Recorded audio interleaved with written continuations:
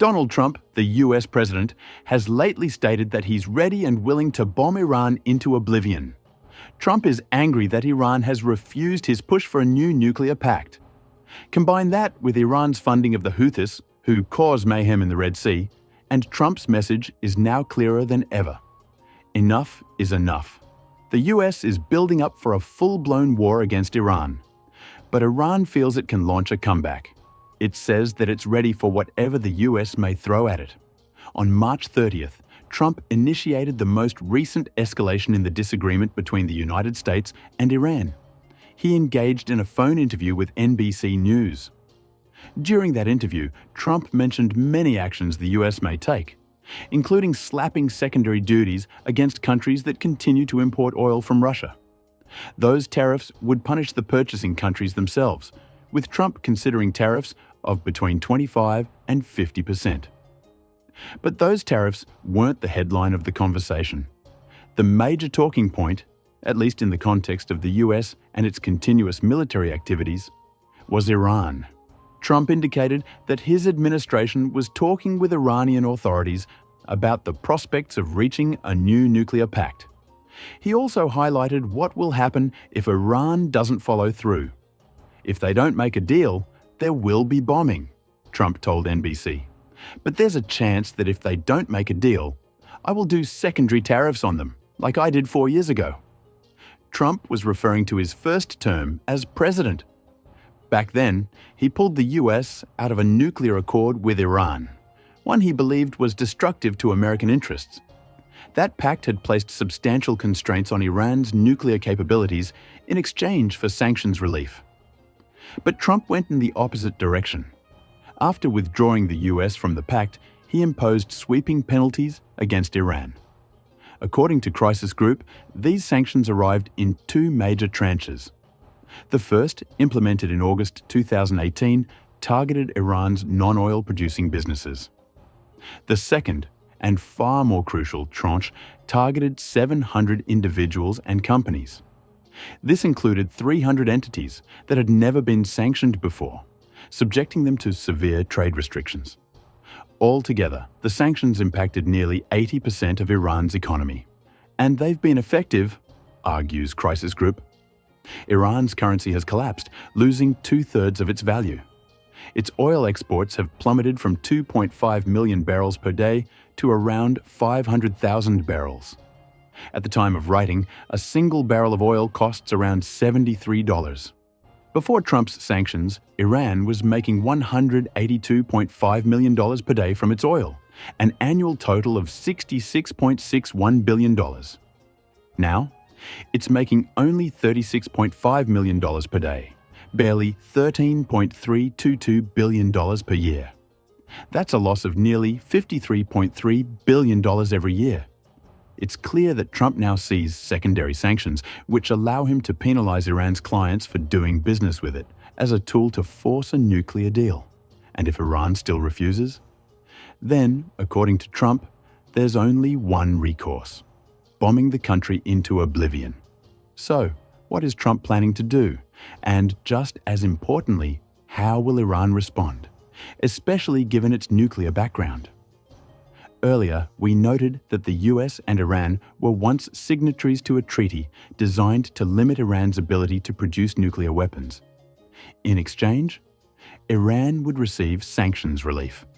That deal was called the Joint Comprehensive Plan of Action, or JCPOA.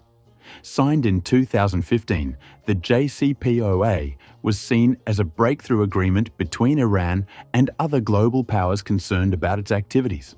Supporters of the pact believed it would block Iran from developing nuclear weapons, preventing it from becoming the dominant power broker in the Middle East. The only trade-off? A relaxation of economic restrictions, giving Iran access to much-needed funds. Given that Iran competes with economic giants like Saudi Arabia for influence in the region, this was seen as a reasonable compromise. The sanctions relief wouldn't make Iran too strong economically, and it wouldn't allow Iran to threaten any other country with the nuclear weapons it had been seeking to develop. Several key states signed the JCPOA. Along with the United States, signatories included China, Russia, France, and the UK-Germany, representing the European Union, also approved the deal. However, there was immediate pushback. Saudi Arabia was frustrated that it wasn't consulted, especially given that Iran poses a significant threat to its security. Israel, one of Iran's primary Middle Eastern adversaries, rejected the JCPOA outright. Israeli leaders believed the agreement was far too lenient on a country that actively threatens Israel and funds proxy groups, such as Hamas, that attack Israel. The deal also included sunset provisions. For instance, after 10 years, limits on Iran's centrifuges would expire, allowing the country to resume developing these nuclear components. After 15 years, restrictions on Iran's enriched uranium production would also be lifted. It seemed the JCPOA's goal was to demonstrate the benefits of diplomacy and integration into the global economy, rather than Iran resorting to aggression. The important ramification of that move is that it looked to precipitate the Iranian decision to start breaching the JCPOA. Iran Watch offers a complete timeline of the events that followed. In July 2019, 2 years after the US pulled out, Iran started enriching uranium over the 3.67% uranium-235, or U-235, limit set by the deal, reaching 4.5% that month. That's crucial. Weapons-grade uranium is highly enriched to over 90% U-235, according to the World Nuclear Association. However, a nuclear weapon can be created with uranium enriched to just 20% U-235. At that point, Iran still wasn't close to constructing a nuclear weapon. But the fact that its U-235 output was on the rise, breaking the requirements of its nuclear deal, was a matter of concern. More violations immediately followed. Iran started breaching additional limitations and pushed its centrifuge production beyond the limits set by the JCPOA. It also reopened uranium production facilities and, in January 2021, began enriching uranium to 20% U-235, high enough to produce a small nuclear device. By April of the same year, that number had risen to 60%.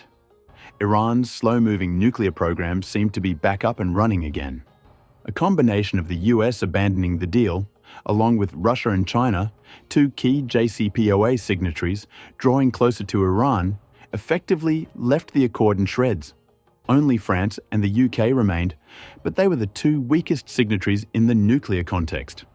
Iran still has a long way to go if it wants to manufacture a nuclear weapon. However, its growing relationship with Russia, having sent at least 8,060 Shahed drones to the country since the onset of the Ukraine crisis, provides an advantage. So does its decision to break the centrifuge component of the JCPOA. If Iran can get 3,000 centrifuges operational, it may only take a few months to enrich enough uranium for a nuclear weapon. That's a serious concern. Some may even argue that it's an issue of Trump's making. Regardless, the US is now aiming to crack down on Iran for both violating the JCPOA and making Trump look weak. Trump's response, now that he's in his second term as president, was to send a letter to Iran in early March. We don't know precisely what that letter contained.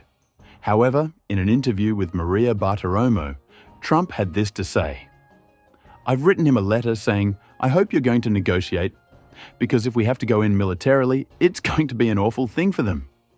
We have to do something because you can't allow them to have a nuclear weapon."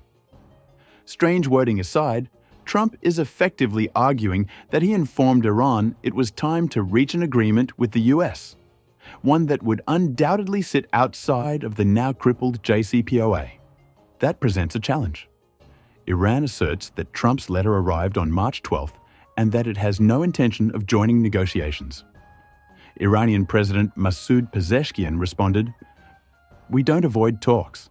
It's a breach of promises that has caused issues for us thus far. They must prove that they can build trust." In other words, Iran sees Trump as untrustworthy. He broke the original deal. What's to stop him from doing it again? That public rejection of Trump's letter brings us to where we are today. Trump is now threatening Iran with military action unless it agrees to negotiations. So, what is Trump doing to prepare for such a campaign? It appears he may have already started. On March 16th, reports emerged that Trump had initiated a bombing campaign in Yemen. The country has been largely controlled by the Houthi rebel organization for years. Trump's initial strikes killed 53 people, including 5 children, according to the Houthis. Trump's goal appears to be the decapitation of the Houthis, eliminating their leadership and key military sites. More strikes have followed at an almost daily rate. One of the most recent, on March 28th, targeted 40 locations across Yemen. What does that have to do with bombing Iran? To many, the Houthis and Iran are one and the same.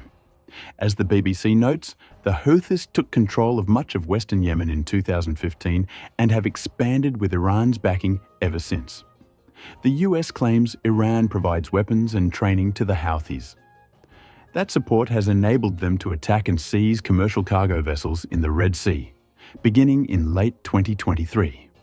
The Houthis claim these actions are in support of Hamas, which is also believed to receive funding from Iran.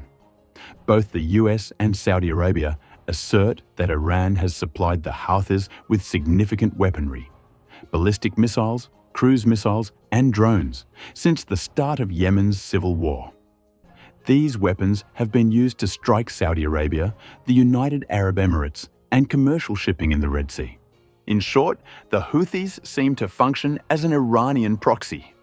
By launching a heavy bombing campaign against them, Trump is sending a clear message to Iran. He will not allow one of its proxy groups to operate freely in the Red Sea by dismantling the Houthis' power base. He is also seeking to reduce Iran's influence in Yemen. And Iran is getting a front row seat to the devastating firepower of the US Navy and US Air Force. That means there is a strong element of intimidation at play. The message is clear. This is happening to one of your proxies. It could happen to you next. That warning comes as fire rains down on Iran's allies. But there are also less direct signals that Trump is preparing for a broader strike on Iran. One of the most significant? Trump is sending B-2 Spirit bombers to a location within striking distance of Iran. On March 26th, the UK Defence Journal reported that the US had transferred at least 7 B-2A Spirit stealth bombers to Diego Garcia, a remote island in the Indian Ocean. That island, operated by the UK, is about 3,000 kilometres from Iran. That's far enough to keep the bombers safe from Iran's Shahab 3 missile series, which have a range of about 1,200 kilometres. And with US aerial refueling tankers now stationed on the island, the B-2As have everything they need to fly to Iran, drop their payloads, and return, staying well out of range of an Iranian counterattack. The same island hosted B-52 and B-1 bombers during the Gulf War and America's operations in Iraq and Afghanistan following the September 11, 2001, attacks on the World Trade Center. That means it's an established base that has long served the US as a tool to project power throughout the Middle East. Now, that's precisely what Trump is doing by stationing B-2As on the island. And if a March 20th story from the war zone TWZ is anything to go by, the B-2As are just the start.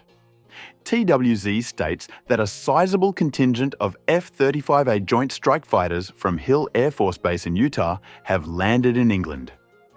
In total, 12 of the US's most advanced fighter jets have touched down at RAF Lakenheath Air Base, which has previously served as a way station for US jets en route to the Middle East.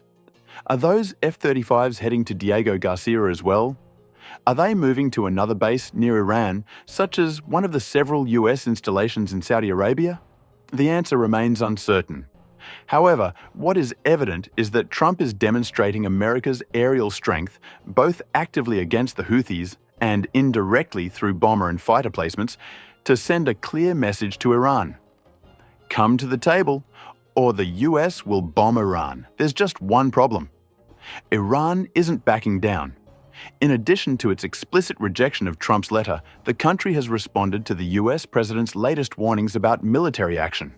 The Tehran Times reports that Iran has prepared an enormous arsenal of missiles, all housed in subterranean facilities, ready to retaliate against any US attack.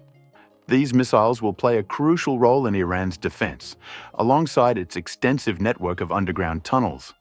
The exact number of these hidden bases is unclear. However, on March 25th, Iran showcased what might be its most significant underground military facility, dubbed Missile City. TWZ reports that an 85-second video released by Iran offers a rare glimpse into the depths of this base.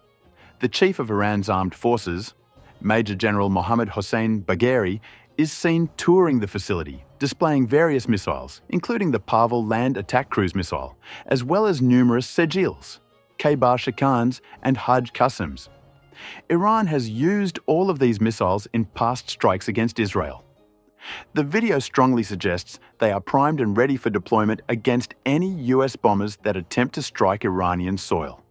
However, TWZ argues that the video is less intimidating than Iran likely intended. Analysts noted multiple glaring weaknesses, including a complete absence of blast doors separating ammunition depots within Missile City. That presents a serious vulnerability. A precisely targeted US airstrike could trigger a catastrophic chain reaction, setting off multiple explosions as Iranian missiles ignite in succession. Interestingly, past videos of other Iranian underground missile bunkers have shown blast doors in place. The lack of such safeguards in Missile City raises several possibilities. Either Iran has yet to install them, is deliberately concealing them, or hasn't completed construction. Whatever the case, the US may interpret this as a sign that Iran is not as well fortified against an air campaign as it claims to be. Iran, on the other hand, wants to project an image of strength. But how prepared is it really? In a direct military confrontation with the US, Iran would almost certainly come out second best. According to Global Firepower, which ranks 145 nations based on over 60 military factors, Iran has the world's 16th strongest military. The US, by comparison, holds the top spot. Iran's active duty military comprises 610,000 personnel, with 350,000 in reserve. By contrast, the US boasts 1.328 million active troops and an additional 799,500 in reserve. In virtually every category that matters, air power, land vehicles, naval forces, the US maintains an overwhelming advantage. Iran has 551 aircraft. The US has 13,043. The US possesses more tanks, over 326,000 more armored vehicles, and a navy with 4 times as many ships, including 11 aircraft carriers, compared to Iran's 0. However, Trump is not threatening an all-out war. He is warning of a targeted bombing campaign. That's where things become more complicated. The US has been able to bomb the Houthis with impunity because the rebel group lacks a robust air defense system.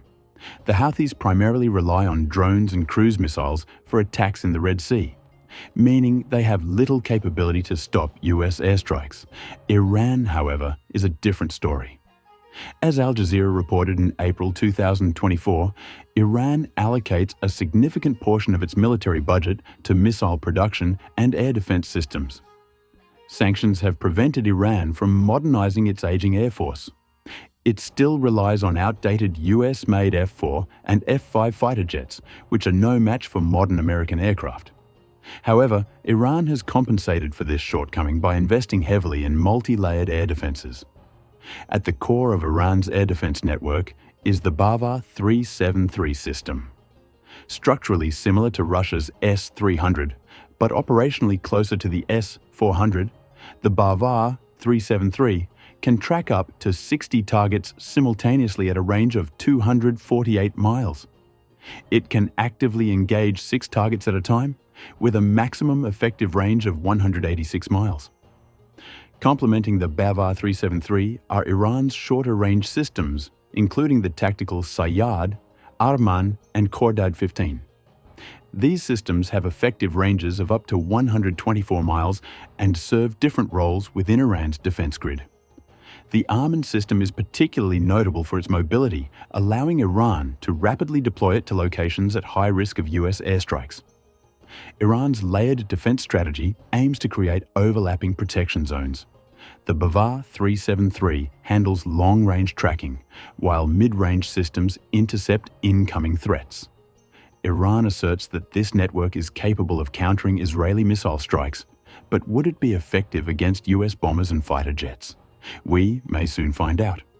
If Iran refuses to engage in nuclear negotiations with the US and Donald Trump, a military confrontation could be imminent. The Middle East is already a geopolitical powder keg. The question is, who will strike the match first, Trump or Iran? What do you think? Will the US launch airstrikes on Iran? Can Iran defend itself? What role will its proxies play in a broader conflict? Share your thoughts below.